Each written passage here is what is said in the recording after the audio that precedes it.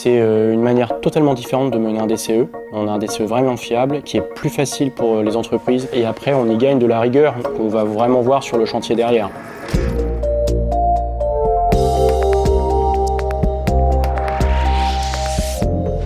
Les bailleurs nous demandent beaucoup de solutions innovantes, tant sur le produit en lui-même que pour leur gestion locative derrière.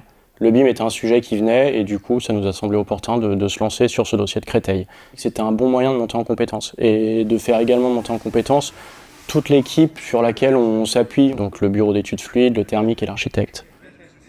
Nous, l'enjeu primordial, c'est les coûts travaux et la maîtrise des coûts travaux. Et après, il y a un autre enjeu qui est aussi le planning et la maîtrise du planning en phase travaux. Ce qui est très important, c'est d'avoir un DCE qui soit le plus fiable possible.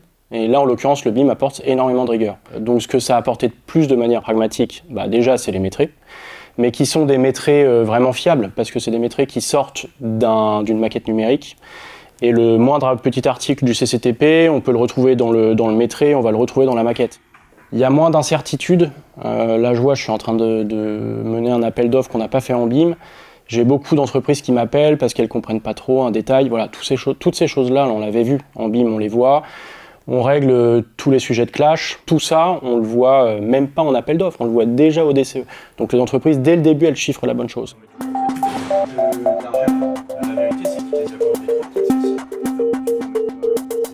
Et en termes de délai, ça c'est plus sur le chantier. Où en fait, comme il y a plein de sujets qui sont gérés avant, c'est plus fluide au démarrage et puis on a moins de mauvaises surprises. On a peu pioché dans le sous-sol. Le sous-sol est particulièrement bien fait, c'est mieux réalisé parce qu'on a anticipé tous les sujets qu'on peut avoir d'habitude. Ce que j'en vois, c'est qu'on avait des entreprises qui ne savaient pas forcément faire en BIM en termes de chantier et qu'elles ont su s'approprier le sujet, y compris la maîtrise d'exécution, et que tout le monde est rentré dans le sujet et tout le monde me dit qu'il en a tiré quelque chose. Donc je me dis que c'est vraiment un bilan positif.